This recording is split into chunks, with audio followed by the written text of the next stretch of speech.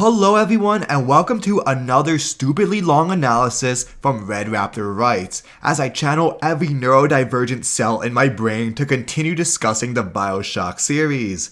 We've done the BioShock analysis epic on why it's the greatest video game of all time, a rant on the disappointing Infinite along with its world-breaking DLC, and now that leaves us with the first sequel, 2010's BioShock 2.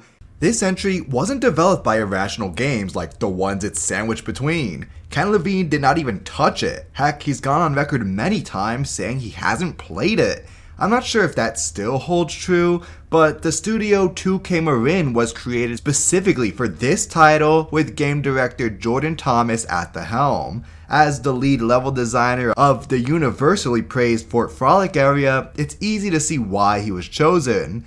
It's hard to believe this release is already 15 years old now. I was just about to turn 11 when it came out. It was over half of my life ago when my brother and I rushed to GameStop on the day of release and waited in line to get our hands on the sequel to our favorite title. In a moment of pure luck, we had a snow day that week, so we were able to binge the ever-living crap out of it. BioShock 2 has always been in a strange place in its perception. When it was first released 15 years back, it was widely seen as good, but not nearly as praised as the original, which, fair enough, I totally agree. Good, but not amazing. Once Infinite arrived 3 years later, and I desperately fought not to jump off the nearest skyscraper, 2 became the forgotten middle child, sandwiched between instant classics, though one obviously being far more deserving than the other. Again, check out my rant if you want to learn more. So that's where this sequel stood for some years until more and more people kept having the hot take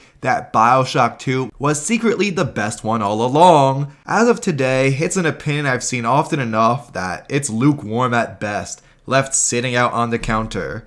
In a somewhat predictable, not surprising at all turn of events, while 2's popularity has gone up in recent years, Infinite's has been crashing as more and more people are either disappointed with all the cut content and missed potential, or just flat out trash on it like me. Now, is BioShock 2 really the best in the series? Were we overlooking a masterpiece?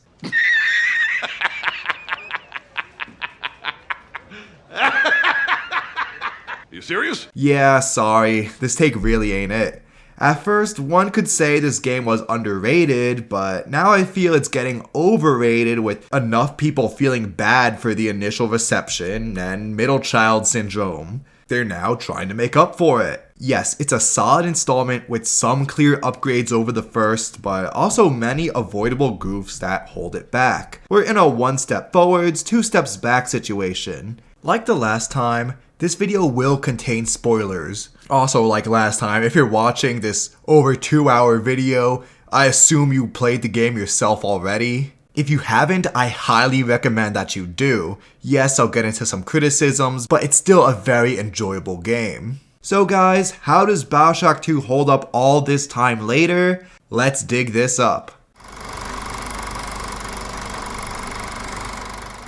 In my old review of BioShock 2, I largely skipped over our main antagonist, Dr. Sophia Lamb, so to make up for it, she's where I'll begin. That's funny, should I explore the setting first and how her beliefs are greatly intertwined in it, allowing us to have greater knowledge of her world and her philosophy at the same time? Oh, you'd think so, wouldn't you? Yeah, we'll get to that, but before we get there, let's discuss our villain first. Lamb is the new big bad, filling the void left by the deaths of Ryan and Fontaine. For exactly how long? Who knows? Exactly how did she attain her status as Rapture's despot? I don't know, man, she just is. This is I don't know. We don't really need all the details on that. But you can tell from this power vacuum that we're experiencing the aftermath of BioShock's good ending, the one where Jack doesn't take over and start a nuclear war. As a character, she's good and much more interesting than I gave her credit for, but obviously not present at all in the original.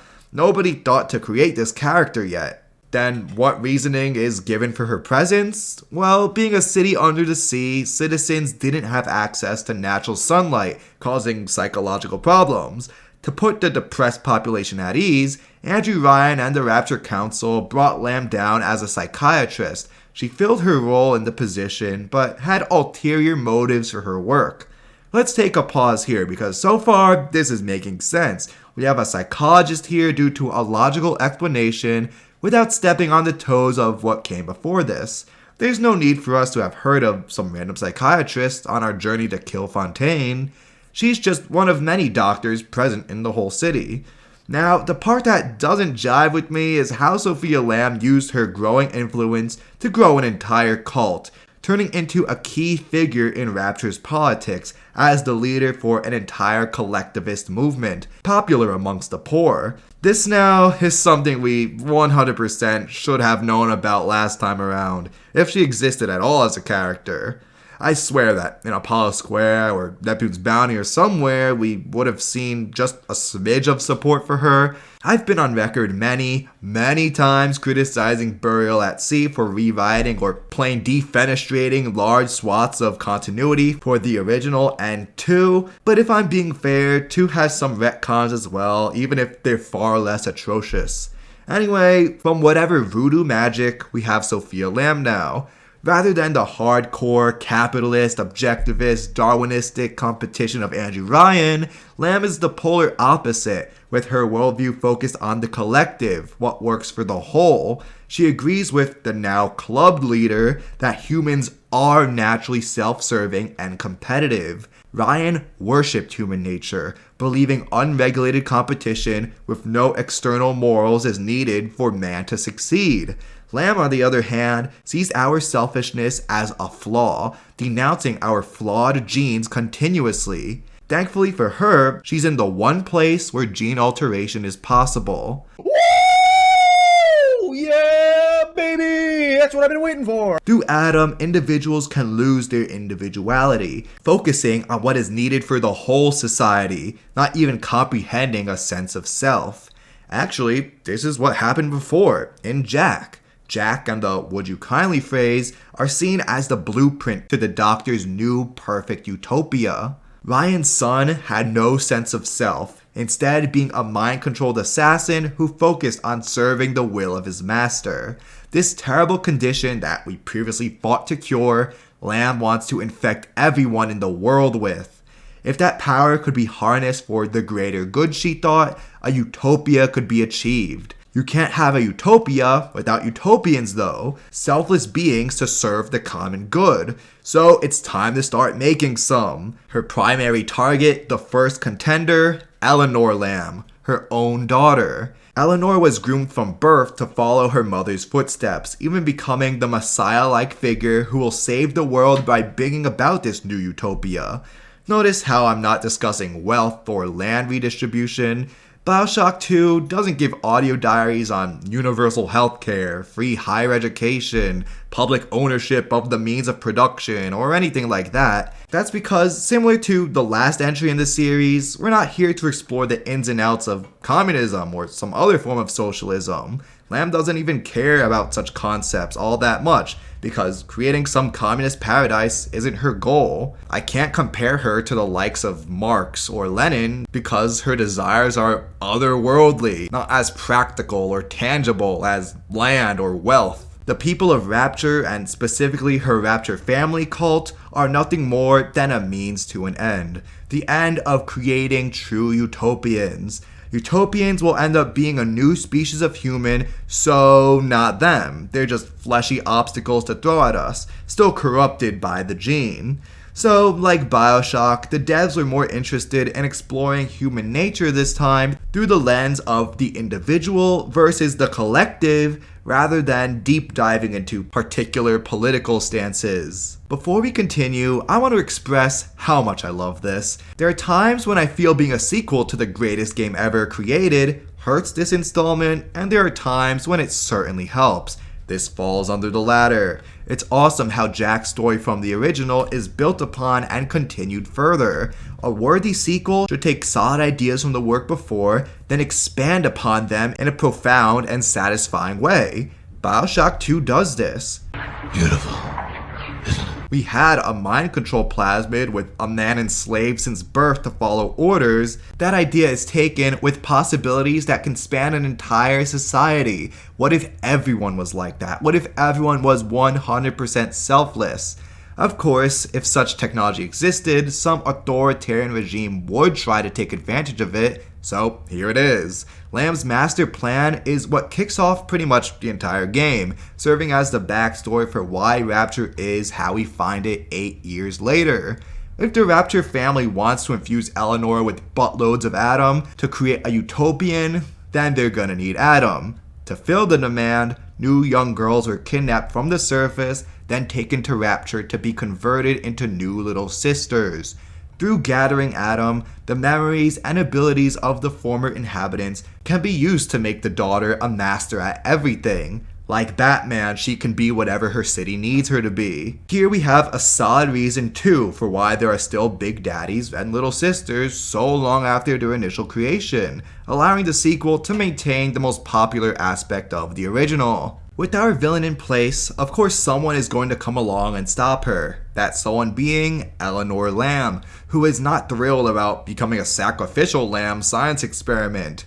In fact, one of Sophia's devout followers had already given himself up to be a test subject to horrifying results. Before the Rapture Civil War, Ryan was able to imprison Lamb for her political opposition, tossing her into the prison, asylum, re-education center Persephone. During this time, and events we'll get to later, her daughter was converted into a little sister, the first one to be successfully pair bonded to a big daddy, a man who will become Subject Delta.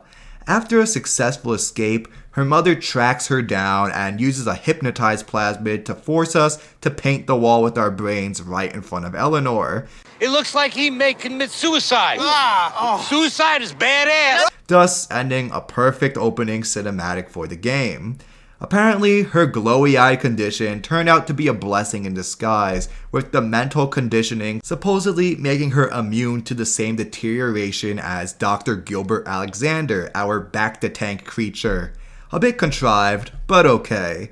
Not wanting the same for herself at worst, or becoming a totally selfless individual with no sense of self at best, she turns to an old friend from the past. Before we jump to Delta, there's a lot to break down here. I say break down because going into 2025, if I hear one more personality say the word unpack, I swear I'll Delta myself right there. This story gives us two Eleanors, one from her childhood years and the other as a young adult, played by Sydney Unseth and Sarah Bulger respectively. I love the way she's characterized, but honestly, she's even more memorable as a kid, and not enough credit is given to her here. Through audio diaries, we hear her story before becoming a gatherer, following what is basically her imprisonment by her mother as she's groomed to be her successor, forced to study her beliefs with little access to the outside world. I'm just like you. You are? You're just like me. Eleanor is smart, curious, and sociable, sneaking out to meet other people and learn about the outside world. Not just other areas of Rapture, but even the surface. She tends to form attachments to people from other places, like a boy she crushes on Amir, and like Subject Delta, since these are some of her only connections to the outside. I know we can get different Eleanors depending on how we play, and I'll get to that, but generally speaking, she would rather try to help the humanity that already exists due to her natural love and curiosity for them, rather than fulfilling her mother's dream of replacing them as the first of a superior species.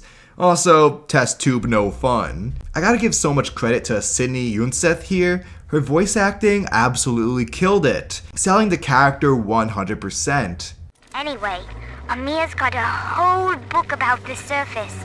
It has India and Ireland and everywhere. You can literally hear her smiling. 10 out of 10 job.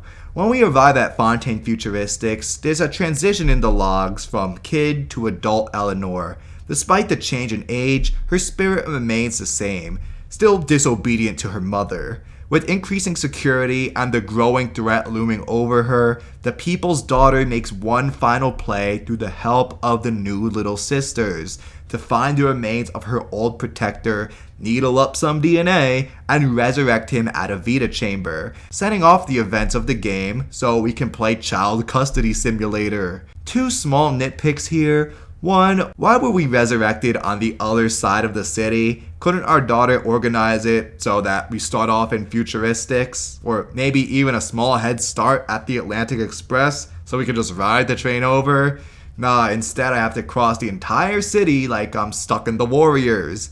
Nitpick number 2, the little sisters help our protagonist, yes, but sometimes this means they literally take over the girls, essentially mind controlling them. For some reason, if they drain our blood, mind you, simply sticking it in the needle without even consuming it, this causes us to take over their consciousness. Yes, Adam can carry memories, which is silly, though I can be sold on in a sci-fi horror series. But this is a shark jumper. Anyway, so yes, now we begin our quest as Subject Delta to reach the laboratories over at Fontaine's so that we can save Eleanor and ourselves. You see, we're not like the other parents we see plotting around Rapture. No, Delta is an older model called an Alpha series, basically a prototype without the kinks ironed out. In early runs, Dr. Yi Suchong and Gilbert Alexander had trouble getting the Big Daddies to care about their girl. Suchong was eventually able to have them in print, not with the help of Elizabeth, leading to his demise.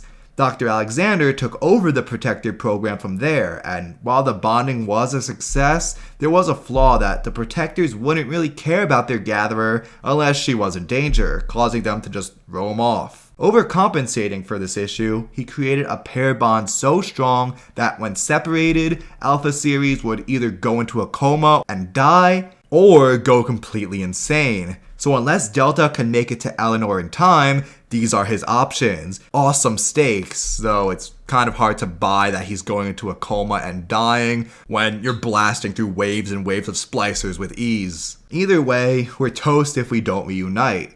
Subject Delta is another silent protagonist like we had before. Us audiences get a vague backstory of how he was a diver who found Rapture, was captured before he could expose his find to anyone else, and then became a small celebrity nicknamed Johnny Topside. We don't get much to work with in regards to his personality, his views, or opinion on his situation.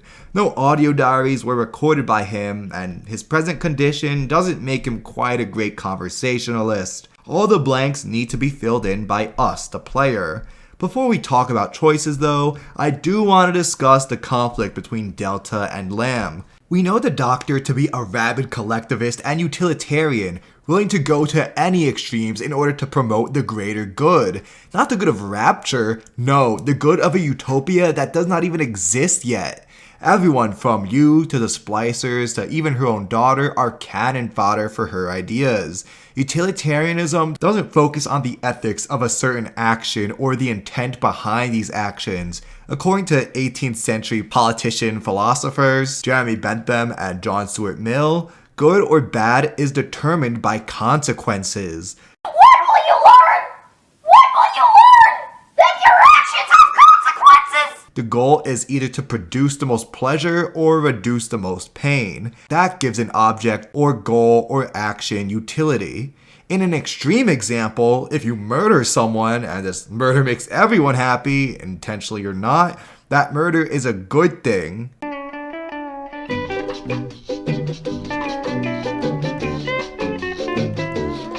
Obviously, this is a crazy example to prove a point. Don't murder people. Now, this idea may sound like Ryan's being self-serving, pursuing your own happiness, but it isn't about individual pleasure. It's about the whole society. This can be very altruistic, the bane of Ryan's existence. You may need to give up what you want in order to serve the common good. We're not exactly sure if Delta is acting according to his own self-interest or being altruistic towards Eleanor, but whichever the case may be, he's going against the many to serve the few, and that's a big no-no in Lamb's world, even if the collective are completely out of their minds and should be gunned down immediately. She at least views him as self-serving, similar to the tyrants who came before. People who would harm others to further themselves because they're forced to by their genes. So this despot doesn't hate our character, she takes no pleasure in his death. Instead, he's more like a disobedient child who must be put in his place. But I cannot sacrifice 1,000 of my children for one rebellious son. Shut up, bitch! At one point, Subject Delta was like Jack, a mindless drone with no sense of self who spent his life devoted to others. There was nothing in his reflection aside from a hollow diving suit. Then he made the fatal mistake of outliving his usefulness. Once Dr. Lamb was free and needed Eleanor, he became just an inconvenience, something to be discarded for the greater good. Once we're reborn in Adonis, suddenly there's a thinking man in there. Both main protagonists were slaves who became free and found their humanity. They were the very thing the Rapture family worshipped until now. A man with free thought becomes the enemy. This is what Dr. Lamb meant when she remarked how someone is so cruel to force a mirror on a man with no face. Delta was not a real man, at least not in Ryan's sense. Heck, he doesn't even have memories of his life before.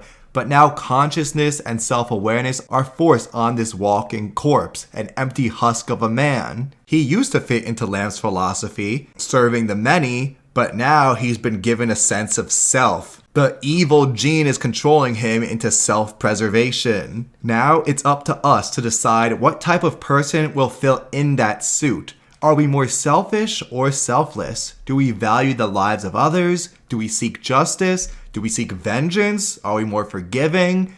We didn't ask for any of this. We didn't want to be arrested under Ryan's suspicion. We didn't want to become a plasmid tester, rented out to Fontaine, or later converted into an Alpha series, stuck with this slimy, yellow-eyed freak. And now we're fighting for our lives, forced out of a decades-long slumber. So we have to choose whether we value our relationship, our bond with Eleanor, or was this the worst idea in a long sad history of bad ideas? Our guiding voice once said, "Look, Father, I know you may not have wanted a daughter, but love is just a chemical.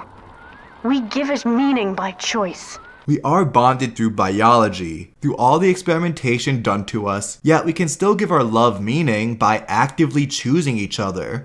We can go out for blood, cursing the ones who doomed us to this life, or forgive those who have wronged us because, well, at least we have a family now. Our lead is filled out through his interactions with the story's other characters. So let's talk about them. A returning ally, Tenenbaum, starts us off on our journey while providing some exposition as to what's been happening in Rapture and why she's returned. Again, we're playing after the good ending, so she left with Jack and some of the previous little sisters back to the surface. Now she's back to save the new batch of girls and, as we'll learn in the DLC, find a cure for atom sickness with the Thinker. Too bad this never went anywhere, there's no BioShock 3. Immediately, I should praise the use of more character models, a clear upgrade from before. In BioShock, most important players in the story simply received recycled, cleaned up splicer skins. Tenenbaum, Suchong, Langford, even Atlas were all just repurposed splicers due to the lack of time and money to create new models. It's a clear dating of the old classic that could have been solved in the remaster, but no, that requires effort. Thankfully, BioShock 2 seizes a clear opportunity for improvement to bring us a solid variety of characters. Everyone who should look unique does look unique. Well, almost everyone.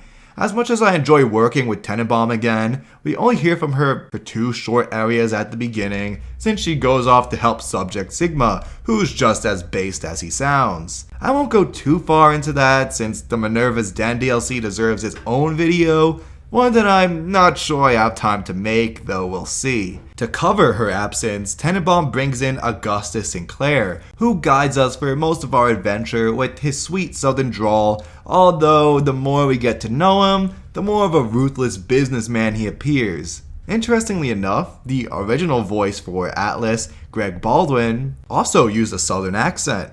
Despite Ken Levine enjoying his performance, playtesters were immediately suspicious of our guiding voice, which I could imagine would hurt the plot twist that, yeah, the southern guy no one trusted was the villain all along.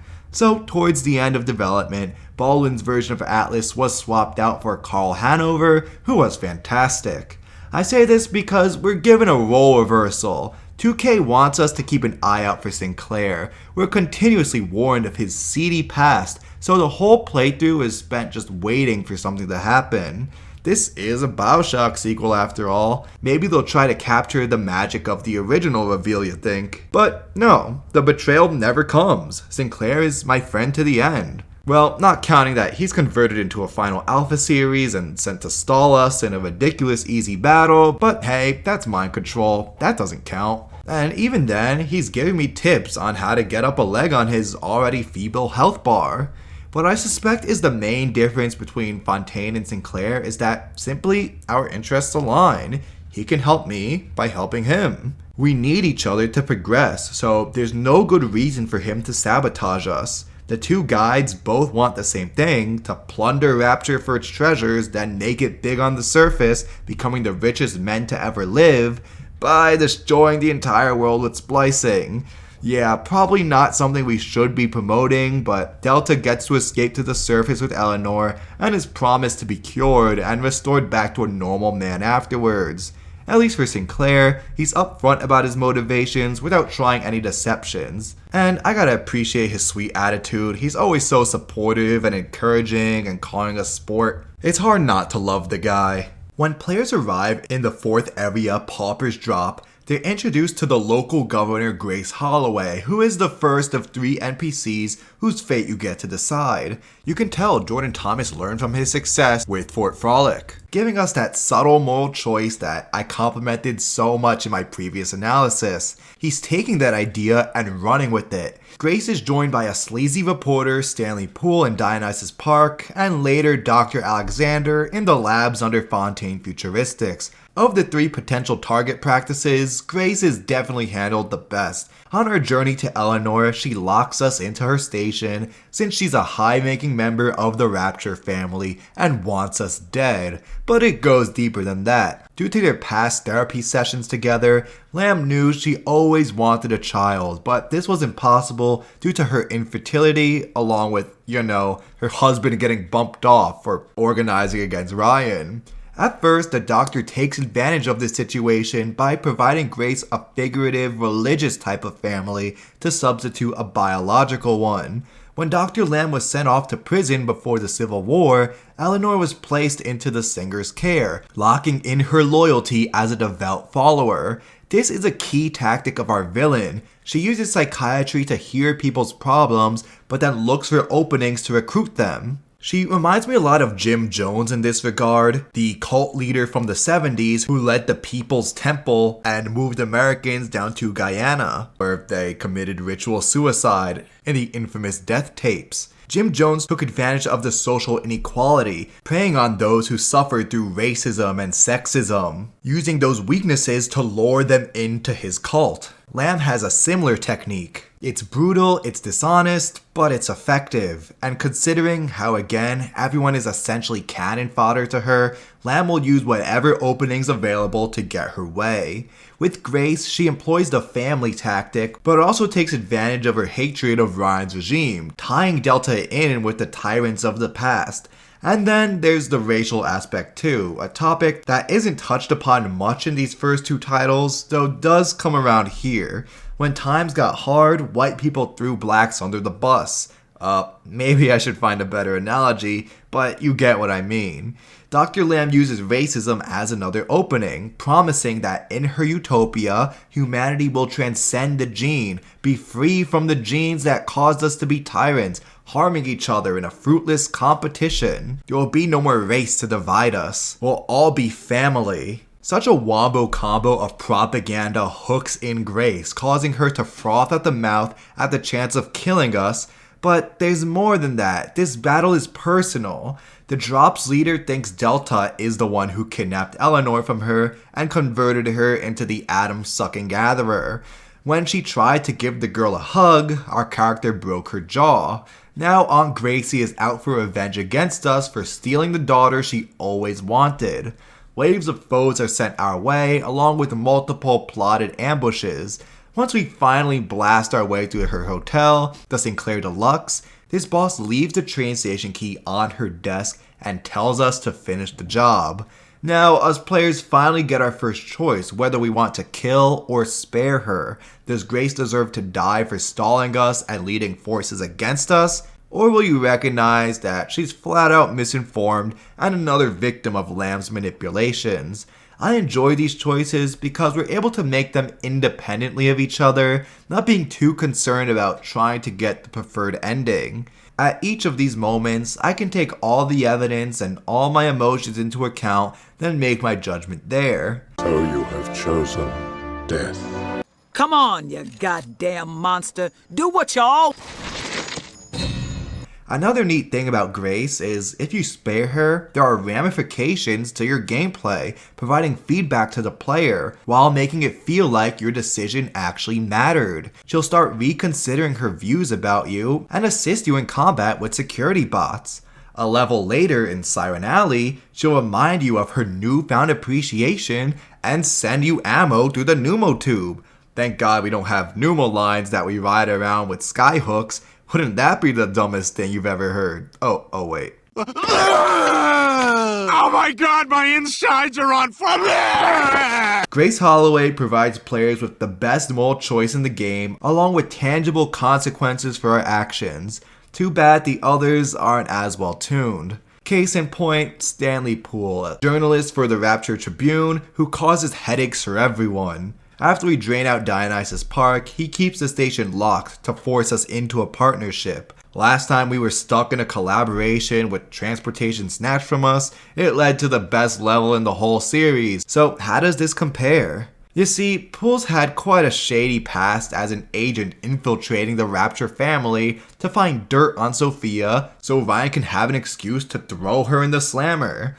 Pretending to be a disgruntled reporter who's been repressed from printing true exposés, forget the fact that he's accepting bribes not to print the truth, Lamb let him into her cult and left the collectivist art gallery in his care once she was put on ice.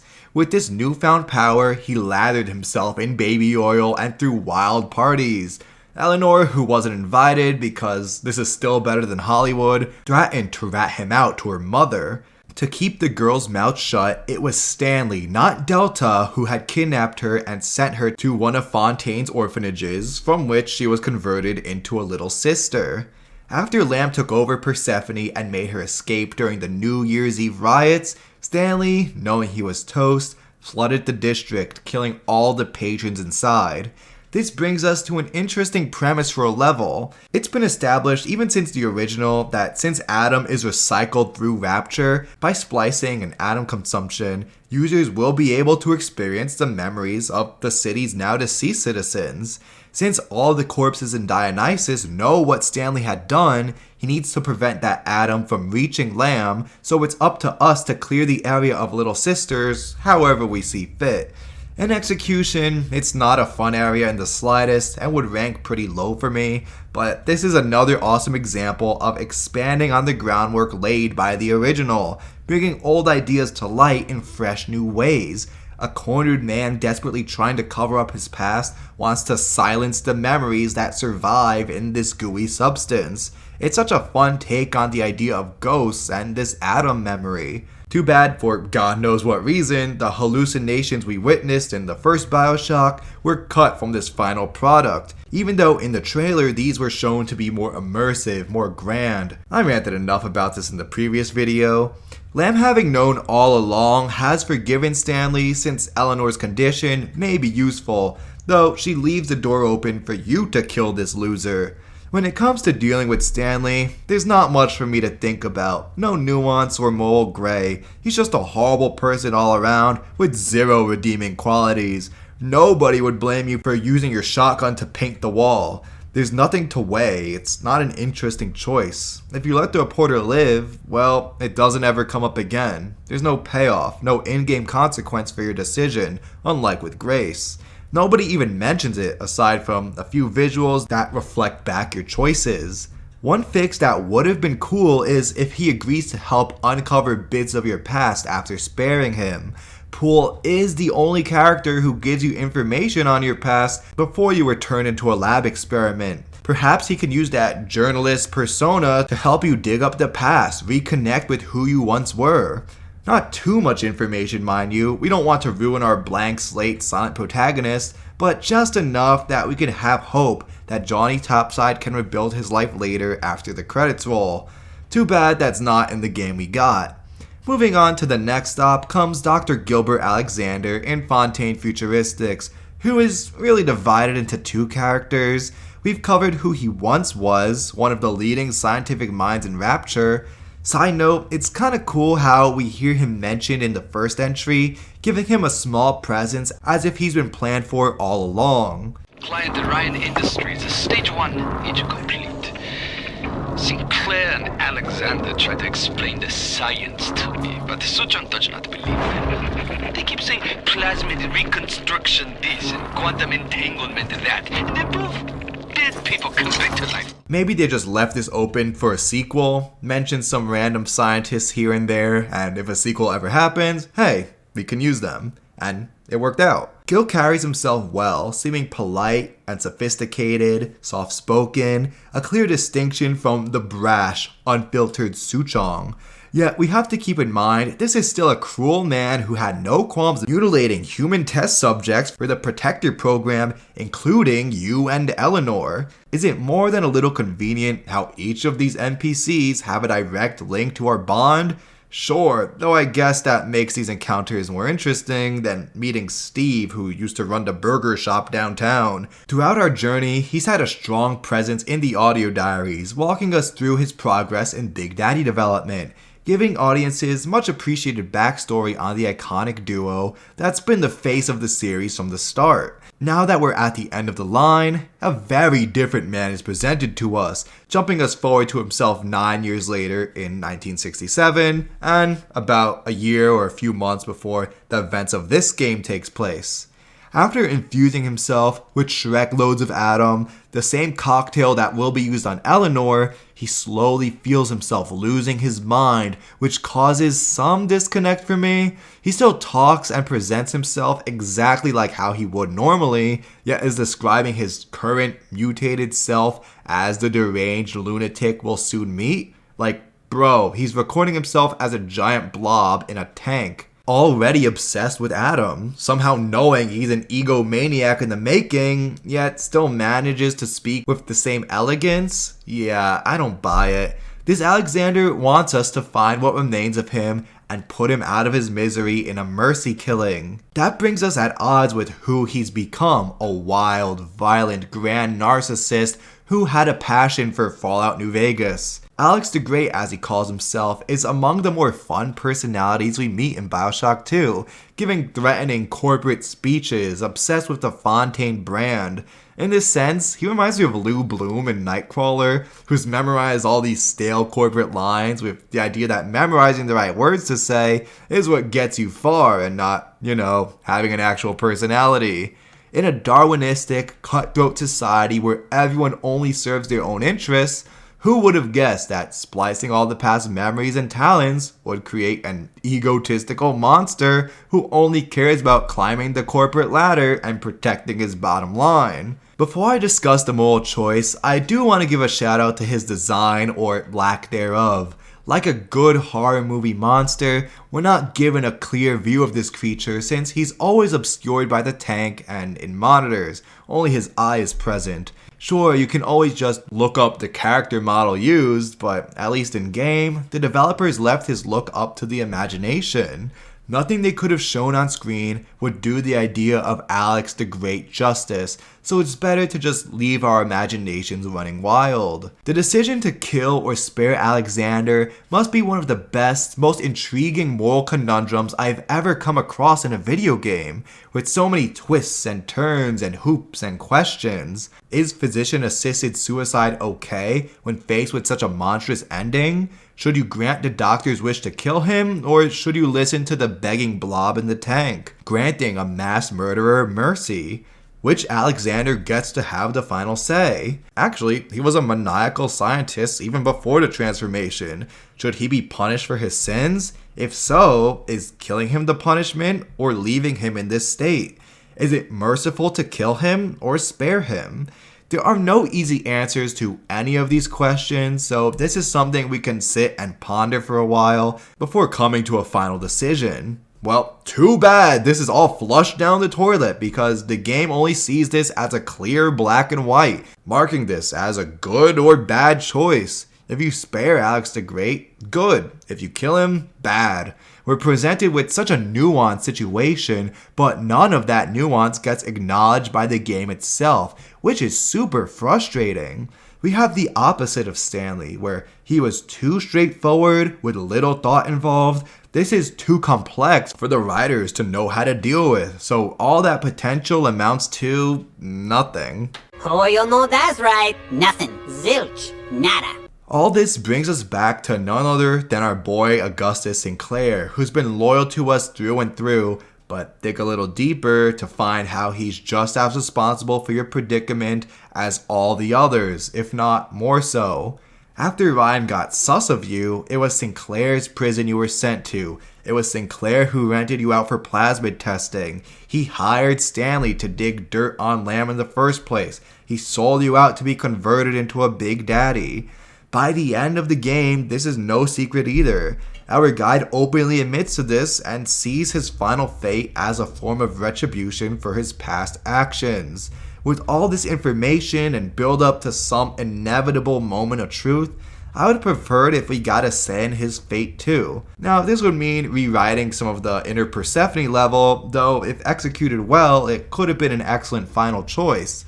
Yes, Sinclair is our hope for a better life on the surface, promising us freedom from the diving suit at last, but would you risk that in order to spite him for all he's done to you? Or are his present actions enough to earn your forgiveness? Can his hands ever be washed clean? Yet again, this isn't some bad Sonic level fanfiction video, so I'm leaving this at such a great character with a less than satisfactory ending. Both of the two releases in the series are about player choice. Jack is a slave with zero agency who eventually finds his humanity. The same goes for Delta, a roving protector with no free will who is suddenly granted a sense of self, being able to make his own choices. At the start of BioShock, Jack had no choice, only the illusion. His decisions did not matter. For the next protagonist, we learn that his choices do. Every choice you make is reflected back at us by the end and ultimately informs the woman Eleanor will become. Due to your force bond, she basically conducts telepathy with you, seeing and hearing the world through your eyes, while also directly communicating with your brain. So she sees every action you make and bases her worldview on them. By killing those pesky NPCs who stand in your way, she will eventually learn to impose justice or revenge, even going as far as drowning her own mother during the end cutscene. By sparing others, she learns to be merciful, giving others a second chance, or simply not bothering with those who are no longer a threat. Of course, we once again have the option to rescue or harvest little sisters. Your decision here, again, drastically changes the ending. As the dynamic duo runs towards Sinclair's lifeboat, rigged charges detonate. Eleanor avoids this with teleportation, though her protector is not so lucky. The blast provides Delta with a slow death, allowing him to live long enough to see the surface. Being a good influence causes your daughter to bring more little sisters to the surface in classic fashion. She sees the way you helped others and chooses to be an altruistic force for good in the world. Perhaps the utopian with no sense of self will never exist, but Eleanor can still be an example of reasonable altruism, thus changing the world through her actions. But if the player harvests, they build a sadistic, bloodthirsty monster who revels in violence. Once she's free of this sinking rust bucket, she'll use her power to do bad things or something. I'm not quite sure. Will Eleanor become some sort of supervillain with all her big sister abilities? Maybe she has access to all the tonics and plasmids Sinclair wanted to bring to the surface, so we get a new teenage girl version of Fontaine. Maybe she changes the world that way. Interestingly enough, if the player harvests one little sister and saves at least one, there are two sad endings to choose from. You can sacrifice yourself to leave the girl confused and alone, which might be my favorite of the bunch, or you can still allow her to suck up your consciousness, where you receive what is basically a repeat of the bad ending.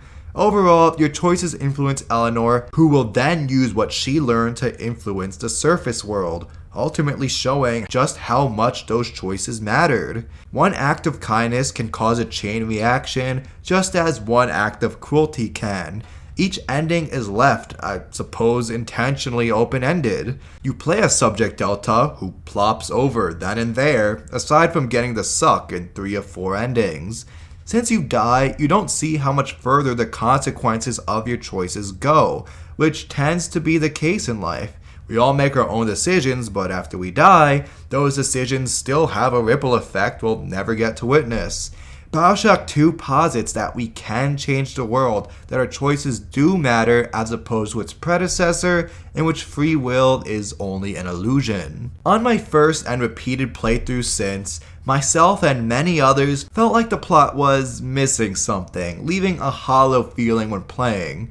After the sequel's release, some critics were disappointed in how there was no major plot twist, like what, in part, cemented the first legacy.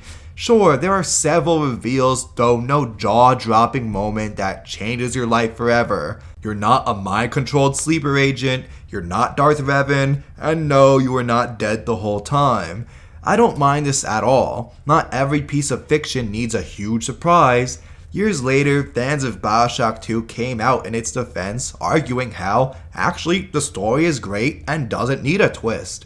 Those other critics were just being dumb and wanted the same thing twice. For my warm, maybe room temperature take, both sides missed the real problem with the story and its plotline. They're arguing around the issue while missing the actual problem at work. Guys, it's not about the twist, it's about plot structure. BioShock 2 is structured in a way that feels tedious, immensely so at times. I've stated this in some of my other videos on this series, but that first game had a clean, balanced 3-act structure. At the end of each act, every 4 to 5 levels, a major event occurred that shook up the narrative, allowing players to feel like they're achieving their goals and making significant progress. There's a satisfaction, a catharsis in completion, even if things didn't go the way you had hoped. For its follow-up, the acts are strangely organized to its detriment. Now, rules such as the 3-act structure are allowed to be broken if it benefits the story you're trying to tell, but that doesn't happen here. Act 1 consists of 2 shorter tutorial levels, Adonis and Atlantic Express, seeing Subject Delta make his way to Tenenbaum to receive his assignment that he has to reach Eleanor using the trains. It's short and there ain't much payoff. The large bulk of the runtime is spent on Act 2, Delta going from station to station so he can reach his long-lost gatherer. Every stop of the way, we're stalled to complete some arbitrary task that doesn't accomplish much in the grand scheme of things. We're first stalled by ice that needs melting, so here's a whole adventure to earn Incinerate. Aunt Grace locked down Pauper's drop, let's visit her to get the key. Father Wales blasts us out of our train. Stanley locks us in Dionysus to run some errands for him. It never feels like we're accomplishing all that much, just kind of dealing with stalling that comes our way. And that's really all Act 2 is, stalling. Aside from meeting the NPCs, the player can go straight from the Atlantic Express to Fontaine Futuristics, and the main story still stays the same. It could function perfectly fine, cutting out, 60-70% of the runtime? The final act is fairly short also, 2 levels like Act 1, outer then inner Persephone. Now that we located Eleanor, we have to bust her out of Rapture. Sophia stopping her heart briefly means we must leave Rapture in order to avoid Comatose. I don't know who writes the rules, but apparently that's the rule. So because the plot drags on for a long time, audiences are left feeling this void to be filled. Something dramatic needs to happen so the plot stays engaging, rather than find even more little sisters to progress to the next level. How about maybe a dramatic twist? Because this void is left in our hearts for so long, some critics and audiences think they want a big plot twist to shake things up, but we just needed a better plot structure. Before I move on to the setting, there's one key player who I haven't discussed in much detail, someone who is, again, one of my favorites in all of gaming. You can taste it, can't you? Andrew Ryan. Rapture's founder and original leader is long dead by the time Delta is awakened, though still has a major presence through the levels and audio diaries. I'll discuss his abundance in the setting soon, but one of my biggest critiques of BioShock 2 is its handling of the character. Perhaps I was a bit too aggressive in my old review. You might want to jot this one down as a nitpick, but it upsets me when I see my boy massacred like this. The Andrew Ryan we meet here is not the same man from before. I mark the industrialist portrayal here as a clear example of flanderization. Flanderization is when one out of a variety of someone's character traits becomes their one defining feature. You take a well-rounded character, then turn them into one thing, one joke, one trait. Notice how SpongeBob and Patrick get more stupid and more infantile over the show's runtime. Yeah, that. Ryan is a clear victim of this. In the greatest game of all time, the greatest villain of all time began as a caring idealist who thought that he alone knew the solution to save humanity from self-destruction. Where else could we build an economy that they would not try to control, a society that they would not try to destroy? It was not impossible to build Rapture at the bottom of the sea. It was impossible to build it anywhere else. Sometimes his objectivist libertarian philosophy could be considered a justification for his own selfishness, but you can tell he genuinely believed in his ideas. As new challenges arose to threaten his city, our leader resorted to worse, more heavy-handed tactics to control the population, ultimately leading him down the path of a brutal dictator. Through direct communication or the audio diaries, we heard riveting speeches, moments of remorse, introspection, kindness towards his loved ones, and a stubbornness in the face of all adversity. Andrew Ryan was a well-rounded, believable character who went through a negative arc to end up the so-called bloody king of Rapture. BioShock 2, on the other hand, strips all that away solely to give us the evil dictator stuff. Almost all of his diaries are about his brutality, how he's going to silence his opposition or brainwash all the children. Whenever he talks, it's in a slow, deep, sinister mumble to give the impression that he's always plotting. In fact, I didn't know this was still Armin Shimmerman until years after release. He's so different. I spoke to a young man exiting the park after the grand opening, asking him what, if anything, he had learned here. He said his chores didn't seem so bad anymore, as long as Mother wouldn't send him to the surface. If I submit to the debates with Lamb, we defang her. I've done so. And have you been to Popper's Drop, Bill? Listen. When you're down and out. Between each song, these Oblomovs hand out her manifesto. Her face adorns every wall. Saint Lamb. You made her, McDonough. And now, you will convince the council to sponsor her silence. Just look at their competing portraits too. Previously, his picture presented a strong, competent businessman and a charismatic leader of the people.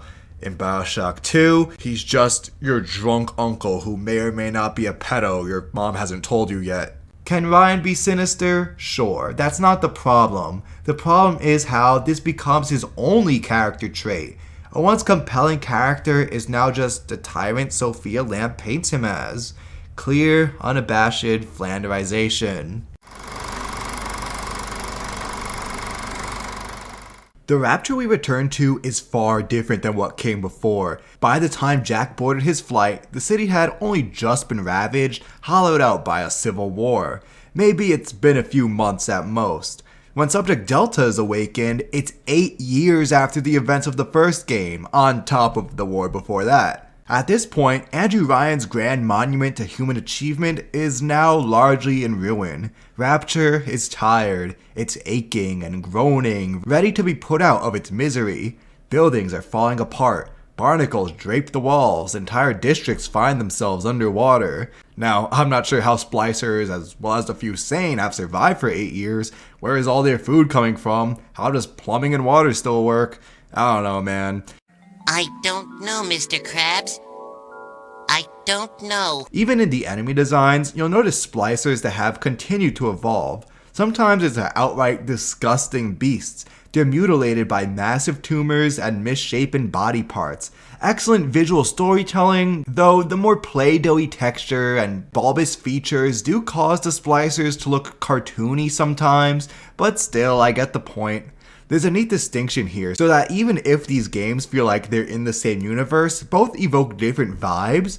One gives us a grand tour of Rapture since we go sightseeing in many awesome, epic locations. The shops of Fort Frolic, the luxury of Olympus, the lushness of Arcadia, each portray a once beautiful city that fell into war. 2 takes a unique approach. Yes, there are a few grandiose locations, though more often, Delta is rummaging through the lower class areas, places left behind by Ryan and his great chain of industry. Being left to fester, places like Pauper's Drop and Siren Alley turn into blind spots where the parasites can find new recruits. Again, rich or poor are not mutually exclusive to BioShock or BioShock 2 respectively, but are more common. To reflect this, previously players heard many swinging, upbeat classics, or just some chill 20th century jazz. Here, more slow, depressing melodies are introduced. The ink spots receive more slots in the licensed soundtrack, while the likes of Django Reinhardt and Bobby Darin receive none. Some of the recordings too sound grainier to reflect the wear on the city, or 2K just couldn't find remastered versions to use. Either way, it works well. Such a shift allows us to see more of Rapture's underbelly. We get a feel for the extreme poverty that pushed some citizens towards extreme ideas. A true sign of success though is how, just as before, there are times when I'm left in awe, standing there trying to soak up all that vintage atmosphere. The visuals, the gameplay, the soundtrack all come together to bring such a rush of good vibes.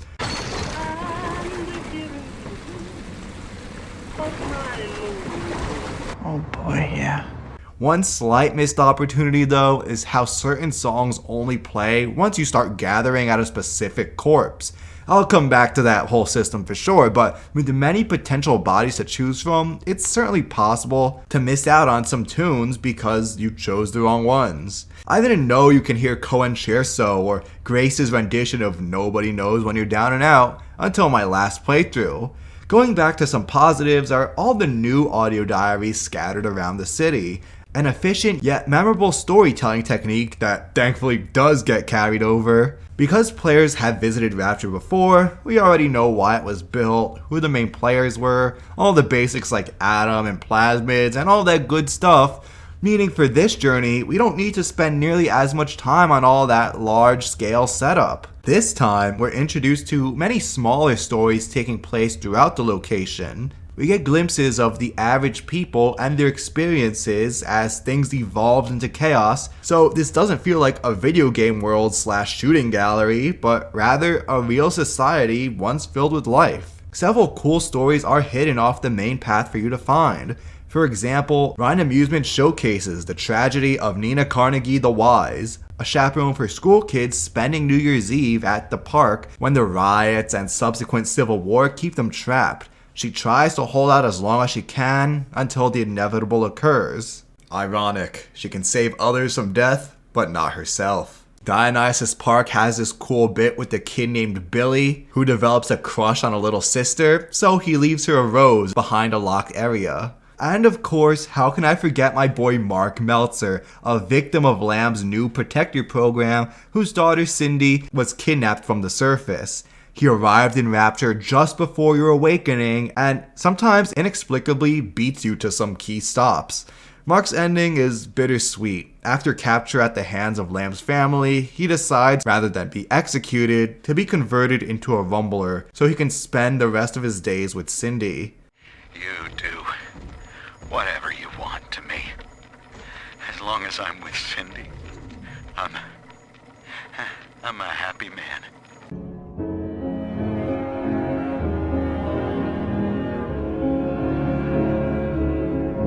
The setting is filled with little, sometimes one-off stories from all kinds of people. So many puzzle pieces help put together the picture of this once vibrant city. We're shown how average people going about their lives reacted to the major events we learned about before. On the flip side, there's also the desperation that led to the rise of Lamb. One addition you'll notice is all the new imagery literally painted and smeared over Ryan's old city. All over the decaying halls is butterfly imagery, which seems a bit random at first until you realize this is a symbol for the transformation Dr. Lamb promises. Just as the butterfly starts life as a caterpillar, then goes through metamorphosis, us humans will have our own change where it will be beautiful utopians ready to serve the common good. The final stage of the transformation is called imago, Latin for image, when a butterfly or other insect reaches maturity. Imago is the end goal and is referenced several times throughout the world. Many of our villains' beliefs can be found in her book, Unity in Metamorphosis, which has become something of a holy book. As we venture further, we hear her read excerpts from its pages in order to rally her followers and keep them in the faith. It's awesome how you can tell who is and isn't in the Rapture family through the positioning of these books. If someone is a follower of Lamb, you'll find Unity and Metamorphosis in their spaces. If not, then the book is nowhere to be found. Where was it in the original? I don't know, man. Don't ask too many questions. I don't know.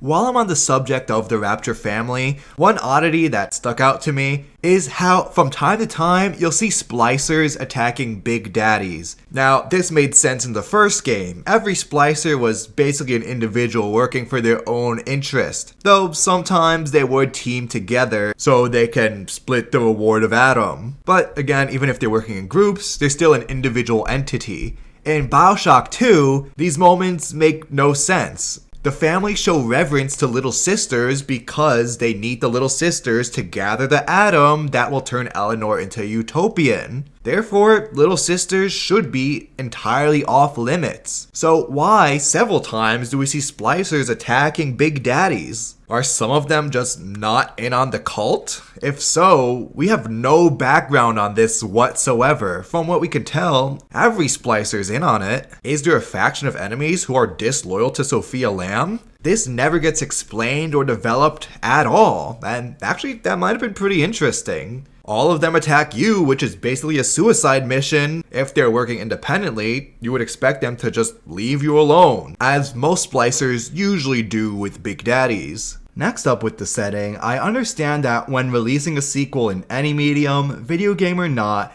creators cannot expect everyone to have played or seen or read what came before. Most probably have, though certainly not all. And let's assume most buyers have experienced the wonder of the first game. Not all gamers are like me, who repeatedly played it for years on end until, still. Perhaps someone borrowed a copy from their friend in 2007 and never returned to it. It's likely that they'll forget many details. This creates a hurdle for game developers, filmmakers, you name it, and that they have to quickly introduce or reintroduce viewers to the relevant exposition without dragging it on for too long. Longtime fans shouldn't feel punished by an exposition dump that we already know. Usually, this is an easy enough hurdle to cross. Players may even notice such moments in BioShock 2. All that is fine. Brief and to the point, yet easy for newcomers to grasp. Great. My problem here comes with Rapture's backstory. Of course, rather than finding a better home awaiting in the sky, we're still stomping around Rapture, a city with an already established backstory and reason for existing. We went over all this in the previous video. Andrew Ryan wants to be free from the surface world, capitalism, humanism, yada yada yada, you get it. But remember, not everyone played the original or time traveled 17 years in the future to watch my 2.5-hour analysis. Jordan Thomas and 2K Marin had the burden of introducing new audiences to Rapture while simultaneously introducing the new regime of Dr. Lamb. I gotta say, the juggling act simply does not work. Not that it was impossible. If the first, say, 2 levels were dedicated to the past, only for us to transition into a present-day focus, it would have been an improvement. However, we returned to the wells of Ryan and Fontaine too many times, while the Rapture family misses some crucial development. The writers spent so long with the past that they forgot to keep moving forward, leaving Lamb and her cult feeling half-baked. This is why I regrettably glossed over our main antagonist in the past. I shouldn't have. She's more interesting than I gave her credit for. But if BioShock 2 itself didn't care much for her, I thought, why should I? The first 2 locations, Adonis and Atlantic Express, are both tutorial introductory levels. Area number 3 is where we get Ryan Amusements, a theme park dedicated to indoctrinating young minds into the ideals of the city's founder, scaring them away from any curiosity about the surface. On its own, the level is my second least favorite, being something of a slog to get through while trudging through a very linear space in order to complete daddy chores, which, yeah, we'll get there. Small tangent here, we're tutorializing for too long. Ryan Amusements is the 3rd level, yet it's still simply one giant hyperlinear practice round for gathering. It's not until Pauper's Drop, the 4th stop after over 2 hours of gameplay, when the training wheels are taken off. If elementary school me was in the writer's room, I would have just made Amusements the 2nd level while merging the first 2. That way, we're unleashed sooner, and we can use that linear space, if we need it to be so linear, as a proving grounds where we can learn how to play the game, while also getting that backstory exposition out of the way quickly, so then we could spend the rest of the game with Sophia Lamb and her Rapture family. As part of the larger conversation here though, I can't help but feel we're dedicating way too much time to Ryan, which is a problem. In BioShock, we already spent a lot of time getting to know everything about him, which was great because of his deep connection to the setting. Rapture and Ryan were clear reflections of each other. Learning about one meant you were also learning about the other. Such synergy kept that villain at the forefront of our minds for most of those first 2 acts. For the follow-up, such synergy is broken, cause while Lamb and her philosophy should be draped over every corner of Rapture, it isn't. We spend half the time learning about her polar opposite. And yes, it's cool visual storytelling when we literally see her propaganda covering up Ryan's, yet such moments don't make up for the massive overcompensation of 2K Marin to explain all this background to new players. In many cases, being a sequel helps this title, though in this subject, I view it as a hindrance, since Lamb can never break free of what came before. Oh, and much later in the plot, Delta ends up in Fontaine Futuristics, so even in the closing chapters, we're still flipping through the history books in order to reference what came before. Now, this would have been an awesome level in Game 1, but we didn't need this. At this point in the plot, we should be entering the belly of the beast. We're at the final stop, where Eleanor is being held by the family. Yes, we get this in Persephone, but more about Frank Fontaine first. Oh shit, here we go again. Perhaps I wouldn't be so critical if those middle levels, Pauper's Drop, Siren Alley, and Dionysus Park, didn't leave so much to be desired. Even when we're supposed to be getting more insights into Lamb's cult, it still feels lacking. Of these 3, Pauper's Drop is far and away the best. Subject Delta crawls through the grimy makeshift slums to get a taste of the absolute poverty in Rapture, allowing for it to be ground zero for Dr. Lamb's influence. Once we're detoured into Siren Alley, we see murals of Jack and learn about how he became an inspiration for Dr. Lamb and even a religious figure. Now, Sophia Lamb isn't religious herself. She never pays any tribute to Christianity, even if some of her followers started blending her beliefs with some Bible sprinkled in there, most notably Father Simon Wales. This preacher is the level boss, being the only one of this game despite them being commonplace before. Simon, along with his brother, were architects employed by Ryan to design Rapture. All was well and good until leaks inevitably sprung up. Feeling guilt, Simon turned to religion, leading a church conveniently in the very water pumping station we need to access to drain the next level. How unfortunate. Uh-oh, how unfortunate. Like with Grace, Lamb couldn't care less about Simon's struggle. She only uses him and his followers to bolster her own cult, turning her science experiment into some grand salvation plot for mankind. She's a master manipulator who'll look for any opening to get what she wants. If blending her ideas into a religion is what it takes to get human meat shields, then so be it. Being such an extreme utilitarian, all of her actions are justified because at the end of all of the murder and human testing will come a perfect society with no pain or death. It's all worth it. The end always justifies the means. All of this so far is awesome. Meanwhile, the other Wales brother, Daniel, took the base route by pimping out girls. Gosh, I wonder who we'll focus on for most of the level. You might have seen the video analysis after the Kool-Aid, which is a great video and I do suggest you check it out. I do agree with the creator on a lot of points, so sorry if this sounds redundant. When you're both doing over 2-hour-long videos, you're bound to hit some of the same topics. I'm totally with him in that Siren Alley has its problems. In one of the greatest psych outs known to man, more of Siren Alley is spent exploring a whorehouse, the Pink Pearl, than the church itself. I'm sorry, but I really don't care. I don't care that splices are engaging in prostitution, which I guess it's weird how they're cognitive enough to form monetary transactions now. I also don't care that the participants are splicing during the act for further pleasure. And I don't care about some pimp after I spent an entire area rehashing Ryan's worldview. Cause we don't care! Alright, my bad, y'all. I'm over here spazzing. We don't care, cuz we don't. Show me more about the cult. Show me more of their beliefs, their rituals, their relationship, and history with Lamb's belief. I understand why Jack grew to legend status, but why on Shrek's Green Swamp is Steinman given a Merle too? How the heck does a plastic surgeon fit into all this? Sorry, no. Players are gonna march to the Pink Pearl, and they're gonna like it. Actually, pro gamer tip, want to save like half an hour of your time? You can skip that entire sequence by simply looking up the door code to the later section, Plaza Hedon. It's 1919 if you're wondering. You're welcome. So, the center of Lamb's religious fanaticism, and we get prostitution, gambling, confusing imagery, and a final boss battle in a church. My disappointment is immeasurable, and my day is ruined. Two other small points I'd like to mention while I'm here. Siren Alley is even suckier when considering the visuals or lack thereof. Everything is just so bleh. You got puke browns layered on puke greens and puke yellows. Some pinks try to save the day, but it's like floating rose petals in a toilet at a Chinese buffet.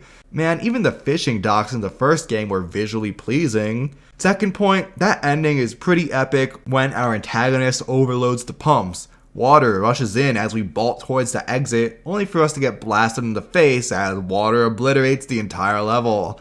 The floating bodies, Lamb's sinister voice, the cute shark, all of this is excellent.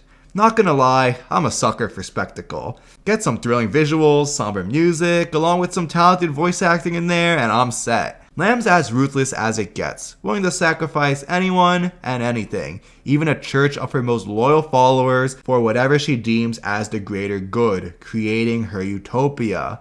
Such an epic moment, but let's go back to Jim Jones because I mentioned him before. The crazy cult leader developed something of an obsession with ritual suicide. Even before his big infamous death, he would test his followers by giving them a cup of something to drink and saying it was poison. He told his followers to drink the poison to test their devotion, but at the end, it would have been poisoned, it was just a drill. But after more investigation and being visited by a representative and followers starting to leave, that's when the infamous drinking the Kool-Aid, or really drinking the Flavor-Aid moment came to be. When 900 of his followers, including hundreds of children, poisoned themselves with cyanide. Lamb gives us similar moments where she's willing to kill her followers, or they're willing to kill themselves in acts of devotion to her and Eleanor. After surviving the flood, we enter a now drained Dionysus Park, which right off the bat doesn't fare much better. In regards to the setting and world building, it might even be worse. If we were left begging for scraps in Siren Alley, then we've already starved to death here. Dionysus is only the third worst because at least the rotten decor is better than the puke decor. Having been flooded previously, this stop is covered in barnacles as well as glowing corals and plant life, so at least it's interesting to look at. As the ultimate hangout spot for Lamb and her followers, the building should be draped in collectivist imagery. Throw butterfly art all over the place. Tell me how their beliefs influence the art than Rapture as a whole. You get nothing! You lose! Good day, sir! The halls are empty. Art galleries devoted to the cult's beliefs are either void of content or filled with generic Rapture filler, more in line with Andrew Ryan's vision. Visiting Lamb's garden, the personal botanical garden of our villain, we're shown a dead tree, underwater plant life, and a reflective pool.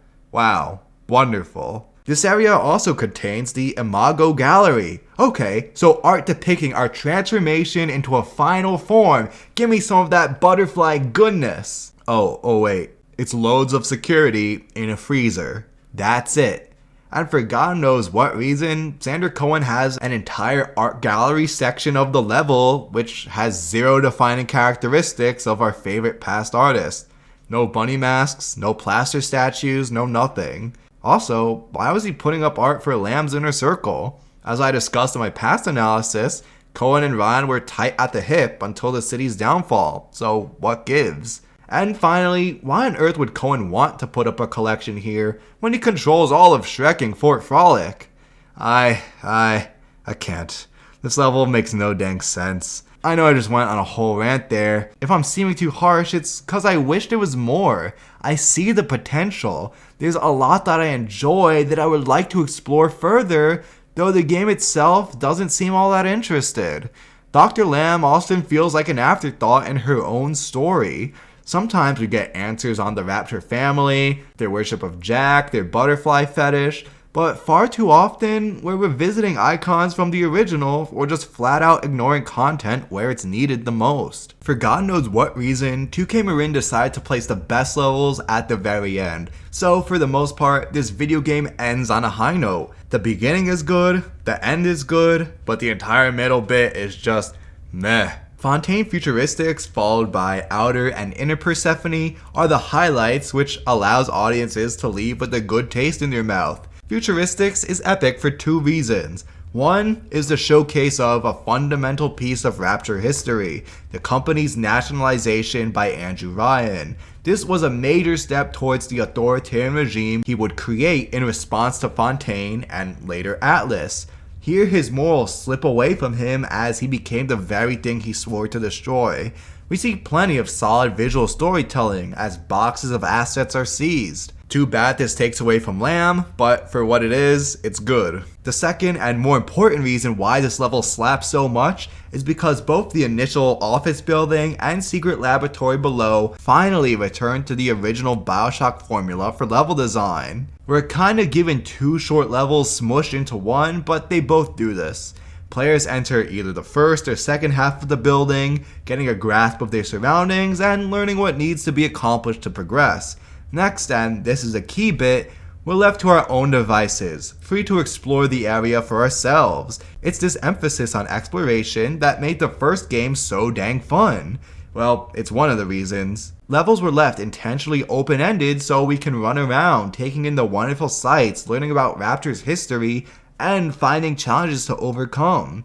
BioShock 2 often traps Subject Delta on a linear amusement park ride, literally and figuratively. There's one path towards one goal with maybe some offshoots on the side. That sense of freedom and exploration has been sorely missed until now. The Fontaine building is lorded over by Gil Alexander, now a total madman in a tank, so we need to destroy 3 of his devices found on security panels to end his control. Once that's done, a grand gunfight ensues, and then we head to the lab where we explore to uncover atom-infused plants. Tasty snacks for Alex the Great. They lure him out of hiding so we can make a genetic key to enter Persephone and perhaps deep fry him too. During this adventure, we visit some cool places like Fontaine's own office, along with a small theater for Delta to showcase plasmids as he did a decade ago before the city's freefall. Allowing us to venture on our own to visit all the sites is a great return to form that was sorely missed in previous locations.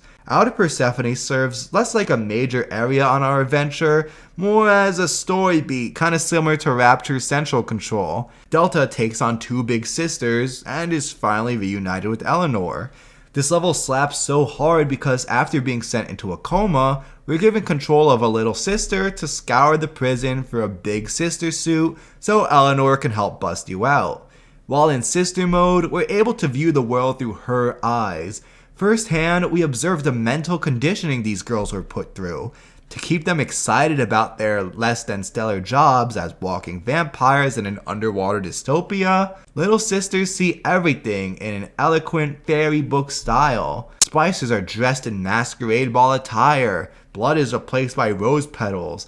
Everything is gold, shiny, and fancy, only to suddenly turn back at pivotal moments. Awesome visual storytelling overall. Enter Persephone goes hard to create the ultimate BioShock experience. In a literal sense, it is the ultimate, the last non-DLC real BioShock level. Players require access to Sinclair's lifeboat as their only means of escape. The first part has the dynamic duo head to intensive treatment to snatch the key from Sinclair, who's been captured and transformed into Subject Omega. The battle itself with him lasts like 2 seconds, but the lead up is phenomenal. What makes this area stand out is, well, this is the first and sadly the only time when players get to choose how they want to complete an objective. Sure, there was always the choice of weapons, plasmids, manipulating the environment, all the good stuff. Now, we decide how to lure Sinclair out of a locked control room. We decide how the story progresses. One can scour the area to uncover different parts of the code to unlock the door, sneak through the vents to hack a security bot which drives him out, or go around back to set a fire and cause explosions. I love this inclusion. It adds a much welcome addition to the BioShock formula, pushing the gameplay in an exciting new direction. Don't give me hope. Well, I hope you enjoyed it, cause this was the one and only time to experience something like this. Dang, I wish we had, say, 2 or 3 more set pieces like this. But no, that's it. This is the one and only time this ever happens in a BioShock game. After saying a sad goodbye to Sinclair, we once again see a more open level design. From here, we visit 2 therapy wards in either order to find the remaining little sisters, recruiting them to help boil water away from the lifeboat, or harvesting their atom to make Eleanor powerful enough to do it herself. Once again, it's nice not to be on rails, though in one of the wings we come across a puzzle unlike anything from either of the 2 installments. It's nothing crazy. We listen to an audio diary that coincides with some paintings, then use said paintings to determine a code. Sure, the puzzle is simple and shouldn't take more than 2 minutes, but in the same vein as the Sinclair fight, puzzle solving is a cool new way to spice up the gameplay, unlocking some secrets. If only there were more than one of these. Admittedly, Infinite tries to implement something similar with some Vox stashes, but there's no actual thought required unless you're like 5. The only challenge is finding the ciphers to Vox codes. Once you have that, it's literally just press X to solve. Some Resident Evil style puzzles along with some Fallout decision making and quests would be awesome if the series ever continues. Whenever Cloud Chamber is ready, any day we'll get more news. Any day now. Shoving this segment here because I don't know where else to put it, this installment's visuals are improved coming out 3 years later. 2010 is in that phase where locations and characters are starting to look photorealistic, though aren't quite there yet. Edges are smoothed out, lighting is still as phenomenal if not better, and the environmental effects on the helmet have us feeling like we're really in the world. With a few more years and some better tech, no longer will the frame rate drop when experiencing buttloads of action. Too bad this isn't an all-around improvement. Texture pop-ins are still a thing when loading a new area, so we still need to wait a few seconds for everything to load in properly. And dang, in one aspect, the original actually looks better. Repeating for emphasis here, the original 3 years older looks better sometimes. It's those textures, man. Some of the scenery in 2 looks straight up unfinished, like they forgot to load in, and never will. When most of the world looked polished, even if the style is butt ugly sometimes, objects that look this bad tear me out of the experience. I'm at least thankful that such low quality isn't too common, yet still noticeable. One final point on the setting. The maps in BioShock 2 are vastly expanded and more complex than before. There's far more space to roam around in a good number of levels, mostly for that prolonged second act. That means more collectibles to fill that space with, more audio diaries, more gene tonics, more weapon upgrades, and more little stories to come across. Too bad we don't find anything that measures up to some of the original's optional highlights, but searching every corner of a level is endlessly satisfying. It's made easier too with an improved map that's organized by floors rather than the jumbled mess we had previously. Not that the map is all that useful anyways, with easily navigable levels. That is, except for Dionysus. I can navigate any area from these 2 titles effortlessly, except this bunch of rooms randomly shoved together. Like, seriously, what the heck is this? Now that map is coming in handy. Delta, being a big daddy, is even allowed to explore the open ocean. It's not an open world, we can't just travel from building to building at will, but there are times where we have to move in between levels or sections of a level, giving players a nice break from the action to take in new sights. Early in development, there was an idea for an amphibious splicer, an aqua splicer, that would be upright, moving around, fighting you inside the buildings, but when you're roaming around the outside, they would swim around and attack you in the water. It's a neat idea, but I'm glad that these didn't make it to the final cut. I appreciate having that nice break where we can finally catch our breath for a minute. But to keep players engaged, little atom slugs that only provide like 10 atom are hidden around the ruins. So you're not just walking from point A to point B, you're keeping an eye out for these little guys as well. In the gameplay department is where BioShock 2 is often showered in praise, rightfully so most of the time. I hate to be that guy, but I will say the gameplay mechanics, the way this installment feels, how it plays, is phenomenal. Definitely the most polished of the series, no argument here from me. However, like many games I reviewed previously, the mechanics, the controls may spark joy, yet the way they are implemented, what you're actually doing with these mechanics, does not spark joy. Before I get ahead of myself, yes, dual wielding is a significant improvement over the previous classic. No longer are players switching between their plasmids and their weapons. Instead, both are ready to fire simultaneously. This has some big benefits. Since time isn't wasted switching hands back and forth, it's easier to string combos together. Make that 1-2 punch so silky smooth. You'll be plowing through splicers. No, not like that. We're spending less time on the dials selecting our weapons and plasmids of choice. They're already in my hands, so unless I want to change, there's no need to keep opening up my weapons reel. This allows us to spend more time in the game world and less time flipping through pop-ups, allowing us to immerse ourselves more. To tie right into the dual wielding comes a change in the research camera. We've transitioned from taking photographs to becoming film snobs. Do you want to hear about how 2001: A Space Odyssey is the best movie ever? Previously, whenever you researched one of the setting's creatures, the action paused so you can look at this photograph. Players are kept in the gameplay rather than once again slowing down to glance at menus. One neat touch is how you're given more research progression when attacking an enemy in new ways. You're encouraged to experiment with your weapons and plasmids and discover combos that work for your playstyle. This goes hand in hand with using both hands for creative combos. Let's discuss another upgrade, the hacking system. We all remember the pipe flow minigame from BioShock. Some love it, some hate it. I found it a fun challenge. Short to the point where I wasn't annoyed, though still pulling me out of the main game world for too long.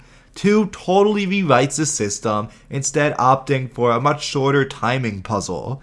Yeah, the speed is nice, but the real improvement is how we're hacking while still in the game. Again, we're not whisked away for menus, at least not nearly as often. An extra layer of stress is added. We can't just sit there and hack on a minigame detached from the world around us. No, the splicers are still shooting you.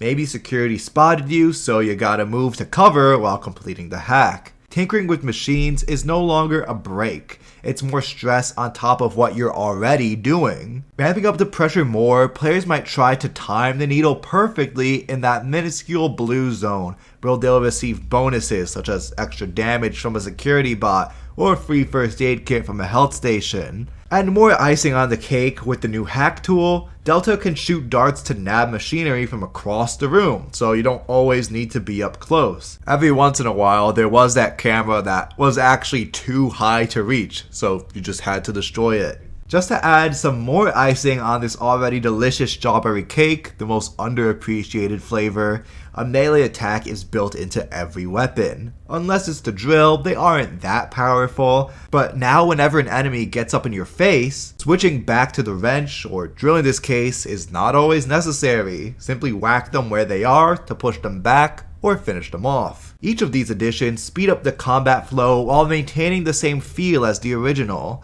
More time and energy is spent in the world of Rapture rather than dealing with menus and UI pop-ups, for the most part. We spend more time in the fun and less time in the not fun, shaving down the rough bits. Plasmids see quite an overhaul as well. Immediately, you may notice a culling of some less useful ones. Hypnotize Big Daddy and Enrage have been combined into a single Hypnotize Plasmid that can be upgraded to grant you some permanent allies. Sonic Boom, though a hilarious show, doesn't make an appearance. Gotta be honest, I rarely ever use it anyway. You will not be missed. One new addition, Scout, allows users to have an out-of-body experience, scouting ahead as a ghost. Yeah, I don't really use this one either. Sorry, whatever's in the next room I can probably murder immediately anyway, so what's the point? Returning plasmids receive extra utility with upgrades, a major difference from the first game where upgrades only meant more damage or longer stuns. In this entry, new abilities are unlocked. Target Dummy, now Decoy, is still S tier, projecting a fake Delta who distracts an entire room of adversaries. Decoy 2 damages those who attack it, and 3 feeds that damage back to the player as health, allowing us to immediately feel the usefulness of each new iteration. Security Bullseye, now Security Command, still does what it says on the box, distracting security, sicking machines on your enemies. Investing in Command 2, players can summon free security bots at the cost of Eve. For 3, these bots are upgraded versions to mess people up. This plasmid was always extremely powerful, able to take down Big Daddies without giving you a single scratch or clear entire rooms of enemies, yet it was only useful in very specific rare circumstances. Here though, it can give Delta an unstoppable army at any time, easily a must-have. The returning Cyclone Trap sees plenty of use to deal with the title's many splicer ambushes. I, along with many other fans, just love mixing other plasmids into the twisters to provide a small spectacle. In addition, the best version can be placed on walls and ceilings, allowing the players to string together a whole menagerie of traps. Watch splicers get tossed around like nothing. Transform the battlefield with a complex web of traps as if you're getting a visit from the sticky bandits. Improved telekinesis lets us pick up heavier objects and even splicers by the end, which is just pure silly fun. No further commentary, it's goofy fun. Insect Swarm no longer attacks neutral Big Daddies, thank God, so you'll no longer be accidentally aggroing them with bees who got a little out of hand. But in its third stage, if a splicer gets killed, the bees will form a trap around their body, waiting for an unsuspecting target to waltz by. And who can forget the blast of our elemental plasmids, shoving an unstoppable stream of hell into enemies' faces. These, though the flashiest, are actually the least useful in my opinion. I don't know man, they take too long to charge up and wind up costing too much atom. By the time I'm done charging the blast, I could have murked the splicer already for much less. When I'm being swarmed by baddies, which is so often the case here, we'll talk about it, I don't have time to wind up the attack then stand there melting someone's face. Not enough damage is done to justify using them on tougher foes either. Cool concept for sure, but not efficient enough in combat unfortunately.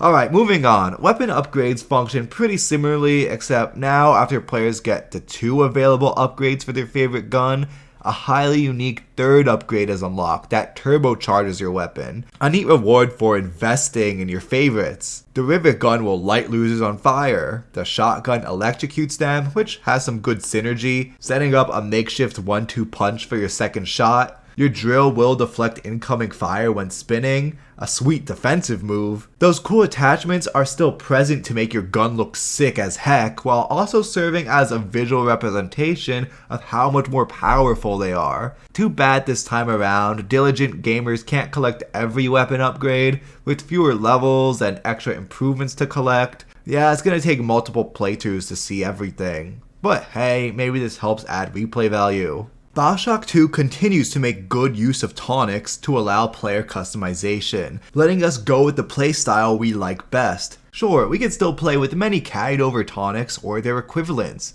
Sport Boost is still lying around, along with Drill Power, the sequel's version of Wrench Jockey. Natural Camouflage isn't as useful this time around, since it takes longer to go into effect, and this tonic comes much later in the game, so you won't be getting nearly as much use from it.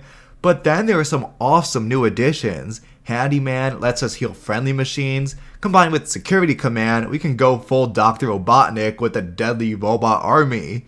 Drill Specialist is pretty wild, removing all guns from your inventory, yet roiding up the drill even further, so you get to live out your bouncer fantasies.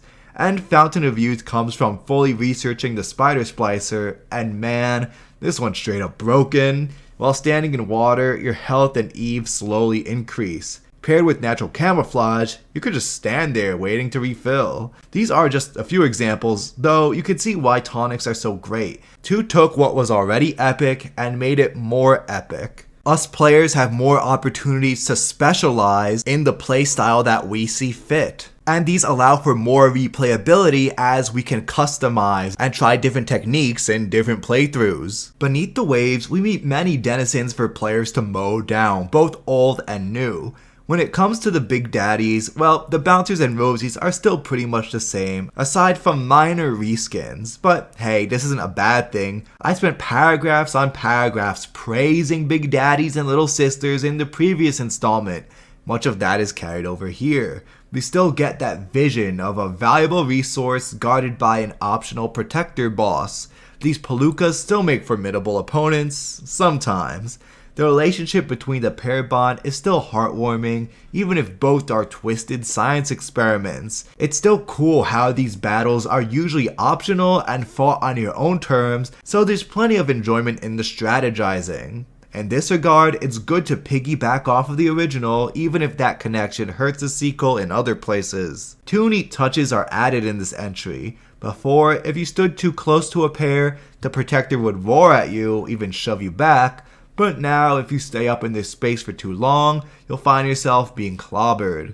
Another neat change is that if her daddy survives a battle, the little sister will heal him with Atom. Good addition for sure, though only serves as a bandage for the Vita chamber system, so it isn't as abusable anymore, though as you see, BioShock 2 doesn't solve perhaps the most glaring flaw of number 1 outright, being the overly generous respawn system. Like, bro, if you're making a BioShock sequel, that's the very first thing you fix. Well, during my playthrough, I never died, so it's not like it impacted my game anyways. More on that later. When starting up 2, you will immediately notice the makeover for our gatherers. The girls are redesigned to look happier and less ghoulish. Playing as a big daddy now, the developers wanted us to feel more of an attachment to them. Understandable, though I like the balance we got before. These weren't complete abominations. I wouldn't curb stomp them on the spot like in Burial, though not fully human either, making the decision to harvest or rescue feel a little more real. Having the sisters appear as more normal means harvesting is literally just killing a little girl. This is still a good design. I'm not trying to express any hate towards it. I simply liked them better before. What's carried over from the original is still great, while the small tweaks are mostly positive as well. Now, if you're a hardcore fan of the series, then you'd know this bit of trivia, how for BioShock, 3 unique protector models were planned, the Bouncer and Rosie, who we got, and an additional range type dubbed the Slow Pro. Looking remarkably familiar, these guys lug the giant cannon on their shoulders, squatting down to fire at the player. The slow pro was cut late in development to the heartbreak of some devs. So once another installment came around, the concept was dusted off and given a new coat of paint as the Rumbler. Now more mobile, equipped with a rocket launcher, and complete with the ability to throw mini turrets for mopping up leftovers. Hero. These guys were made for crowd control, to take down large waves of evolving splicers who were giving the older models some grief. I think the concept is awesome. How the backstory ties into the ever-evolving city works really well too. Unfortunately, the execution isn't all there. Rumblers were created as this next step in Big Daddy evolution, a terrifying new foe, the ultimate protector, but in practice, they're so easy to bring down. Each ranged attack they have can easily be countered by telekinesis, so there's no challenge.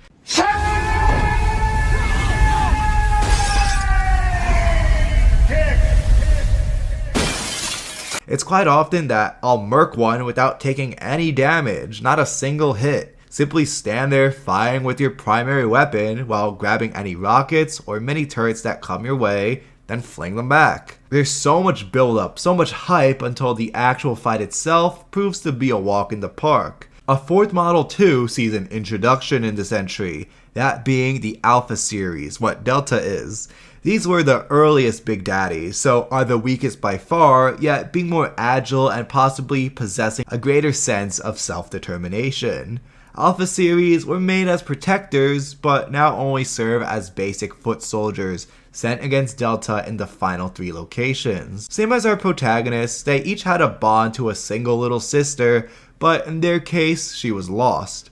Either way, the trauma proved too much for the bonded protectors, resulting in unreasoning rage or coma. We can harness their suicidal aggression as foot soldiers, but no more, I'm afraid. Today I saw one kneeling near a gatherer's garden and crying. I wish we could see some of this ourselves, so this is a good audio diary anyways. The Alpha series serve as a worrying reminder as to what will become of Delta if he fails his quest to save Eleanor. You either go into a coma and die from internal causes, so no Vita chamber, or lose your mind. Despite their agility and weapon variety, and despite the fact that these are the final combatants introduced, with a few headshots along with a few good rounds, they go down very easily. Not that these guys are meant to function as Big Daddy fights, no, they more fill the role of a stronger splicer variant, even if any splicer type from the first entry's endgame posed more of a challenge. Now, it's about time we discuss perhaps the most hyped, built-up addition to BioShock 2, the one we were all eager to encounter, the Big Sister.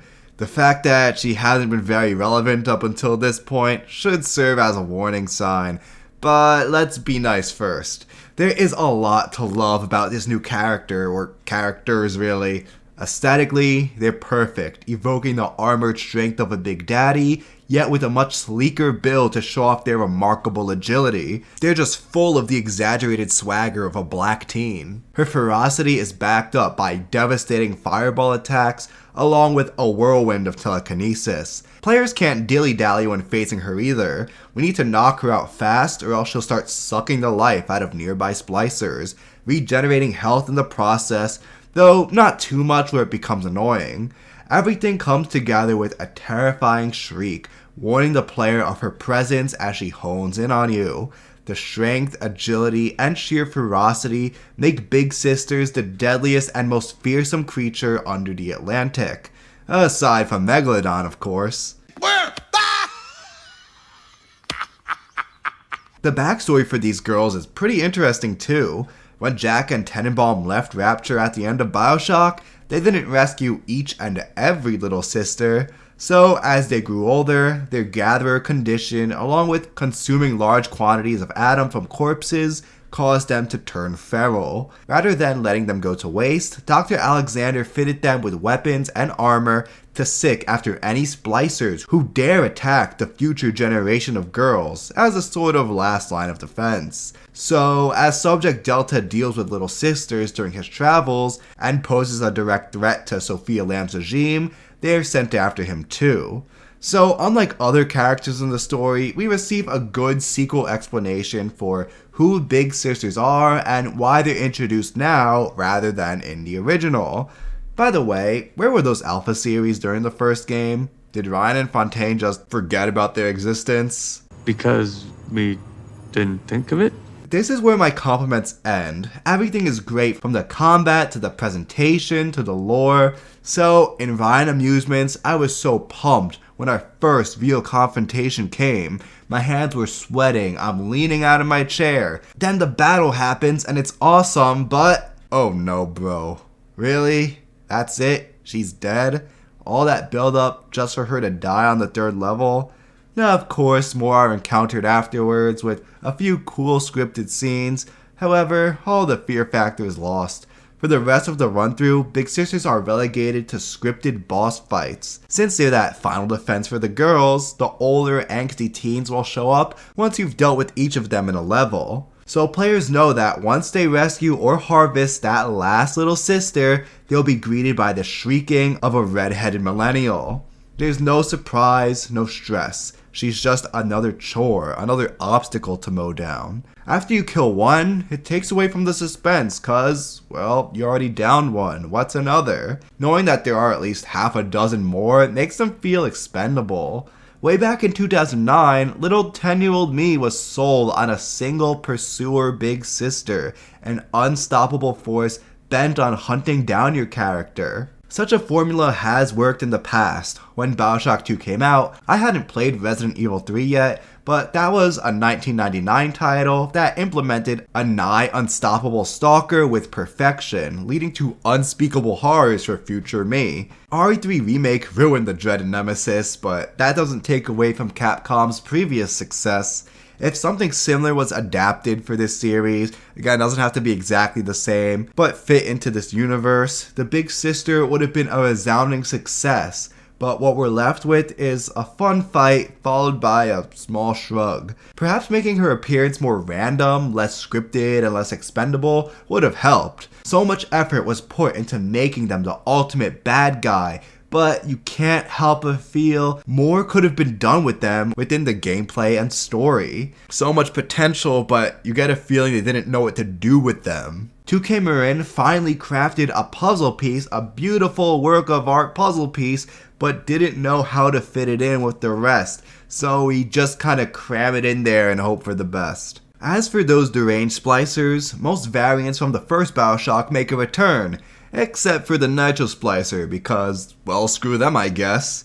In exchange though, Leadheads are given the ability to lob a grenade every once in a while. I mean, I get that their arsenal can be boiled down to a few highly counterable attacks, but thrown into a room with 1 or 2 other enemies, and they could be a genuine challenge. Plus remember their potential to manipulate the environment to the player's advantage.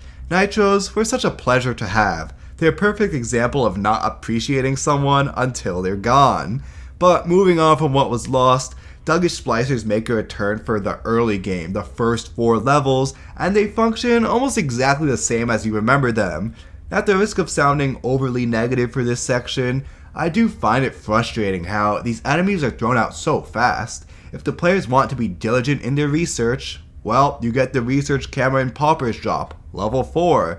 That means you only have about half of a single area to fully document them for upgrades. If you want that precious Scrounger tonic to find more loot in containers, then you need to spam the camera, which isn't as fun when you're forced to do it repeatedly. Sure, the devs probably wanted more challenging foes later on than the simple melee builds, but a more elegant solution could have been found. The first game upgraded Duggish Splicers with an immunity to electricity during the final act. Something similar could have been done, or simply hold on to them for Siren Alley as well, to give players a little more time with them. Moving on, Leadheads and Houdini's return fairly unscathed. The former does receive an upgrade from pistol to machine gun, like in the original, though some will also get shotguns, which is a neat touch. Houdini splicers that shoot ice, which appeared in the endgame of BioShock, are nowhere to be found here, cause they already appear late, and the ones that do show up only shoot fire. These guys will make a comeback in the Minerva's Den DLC, but again, I'm not covering that here. Lastly, from the original are spider splicers, who appear for literally just 2 levels, only to never be seen again. Players will immediately notice how different they are this time around, being a single model, the Crawler, a gangly, deformed beast. Look how they mess with my boy. But why? Why would you do that? Why would you do any of that? I gotta be honest here, I don't enjoy these changes too.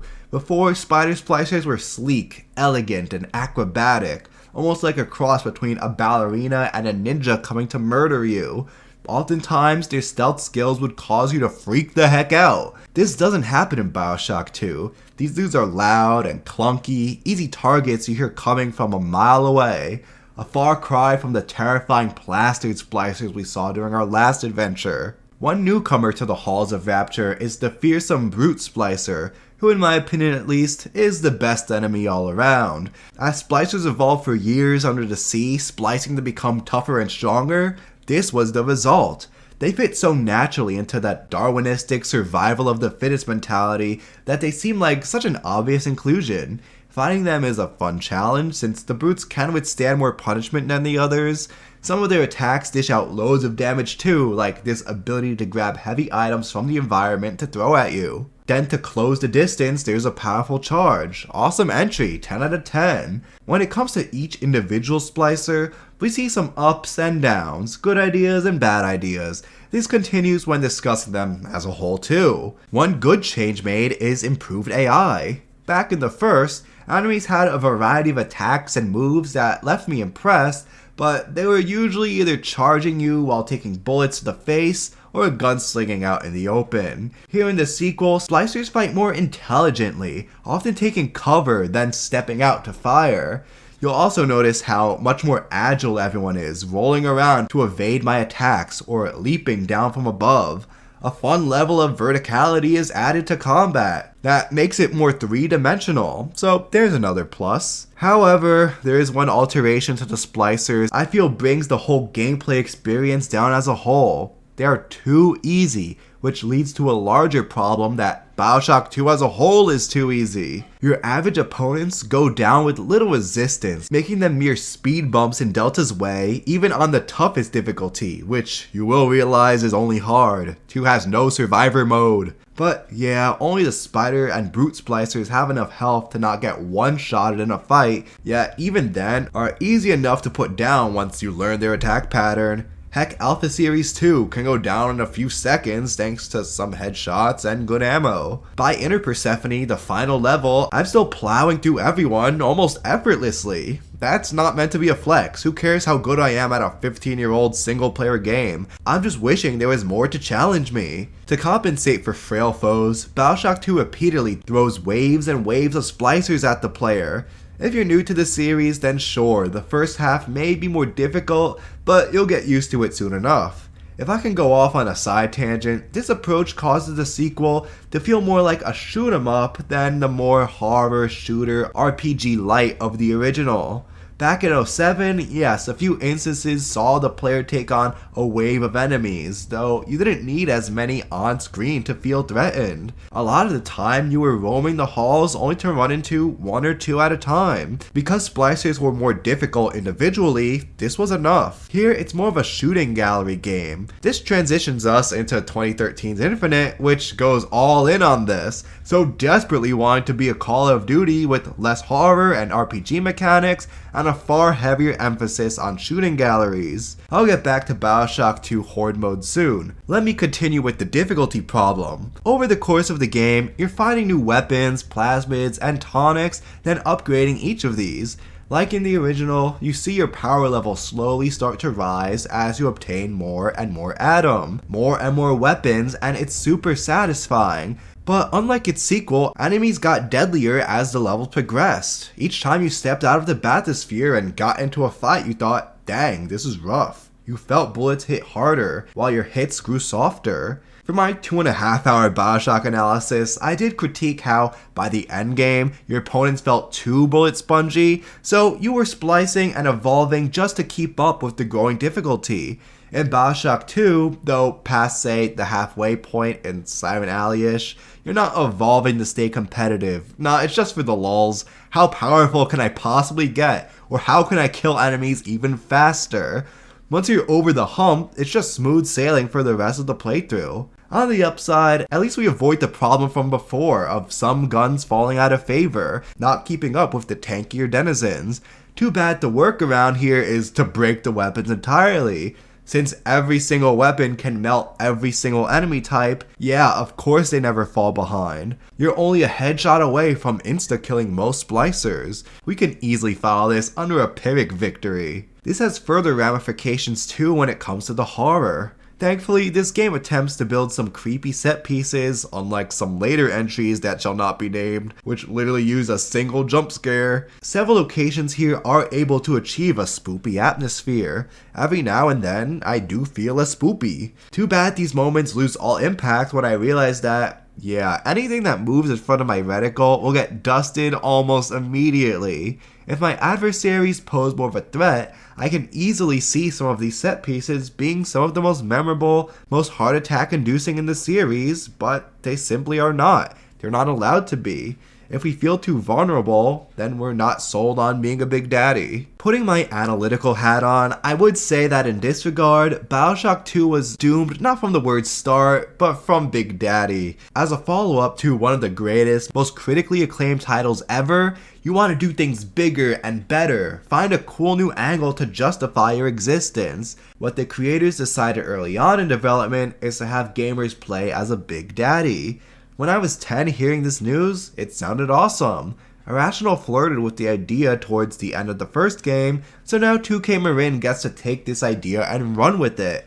Rather than playing as a survivor in Rapture, scrounging for scraps, looking for some advantage to survive, we get to live out a bouncer fantasy, slaughtering waves of foes with our drill. Unfortunately, sounding awesome doesn't always translate into solid gameplay. Actually, this decision puts us in the worst of both worlds.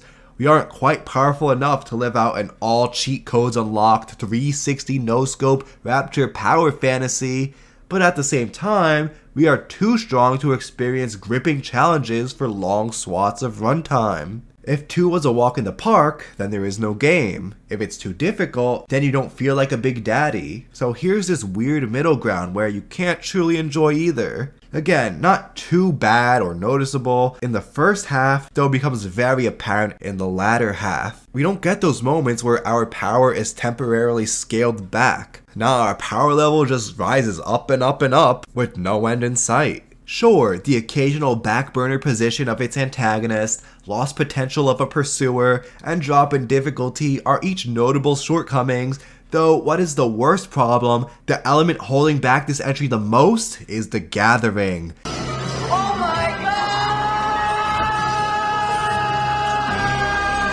God! Continuing with playing as a protector, you aren't just some dorky 20-something in a suit at a convention. No, you're the real deal. Of course the game is gonna have you act like it. You put on the suit, then you're the big guy. Well, what do these behemoths do? Look after little sisters, of course. Even in the first BioShock King, the Proving Grounds level, it's not my favorite area, and I don't imagine it being anyone else's either. Massively overhated in my opinion, this was a fun change of pace that saw you fight a few waves of enemies while guarding your gatherer. With loads of traps, tools from the environment, and a rosy suit to protect Jack, you played around for maybe 15 minutes for an enjoyable change of pace. Once the gauntlet ended, you hung up the suit to fight the final boss. No harm, no foul. Proving Grounds was a fun 15-minute experiment, and I got as much as I needed out of it. That's enough. Well, apparently someone at 2K saw this specific level, thought this alone was the greatest masterpiece ever in gaming, then made a whole sequel out of it. Oh yeah, that's what big daddies do. Obviously this needs to be in the game. 3 years later in BioShock 2, you're a full-time father. Every time a little sister is picked up, she can be taken to 2 corpses in the area to drain Adam from. Each gather takes 1 minute to complete. 1 minute with hordes of crazies coming your way. Sure, there's still the fun of setting up traps and utilizing every bit of the environment, so every gather is different, but not different enough. This crap gets repetitive. Hunting big daddies was already a side chore, within reason of course. These battles were still awesome without taking up too much time. Here though, players fight the big daddies, adopt the little sister, take her out for Atom gathering, and finally set her down at a vent if you're rescuing. But once you clear a level, then there's still the big sister who comes after you. Dealing with each little brat takes forever. I cannot stress enough how bad a move this was. Let's do some easy math here. For the little sisters, we encounter 1 plus 2 plus 3 plus 3 plus 3, bringing us to a total of 12. For all 12, we complete 2 gathers, so 12 times 2 is a whopping 24 gathers. Each time you play BioShock 2, you gotta do the stupid horde mode 24 times. It's infuriating. What? We're flying to Philadelphia! Oh, hell no! That's hell no! In fact, the process takes so long that 2 whole levels can basically be summed up as find little sisters, deal with little sisters. Yeah, you can tell which 2 are on my no fun list. No fun! Play with you, no fun! By the time we dock in Fontaine Futuristics, I want to smash my controller. Heck, sometimes in the later levels, I just give up on this mechanic entirely, opting to take the girl straight to a vent. Now, I can see some mad commenters already typing, well, if you don't like the gathering, then just ignore it. It's optional anyways, yada yada yada. Sure, I can skip these parts, I can miss out on buttloads of Atom, I can neglect my plasmids and tonics and play an incomplete experience. You see what I'm getting at here? No, that's a bad argument, one that I addressed with the hacking in the previous video. Being optional is no defense for a bad or mediocre gameplay mechanic. Players should not be enticed to skip major portions of the game, especially when they're so crucial. That's just bad game design. Besides, that's not a defense. Telling people to avoid parts of a video game because they don't find it fun admits that these parts aren't fun, at least not to those people. When creating an experience, you want all aspects to be enjoyable. Nobody plans for a part to be boring or tedious.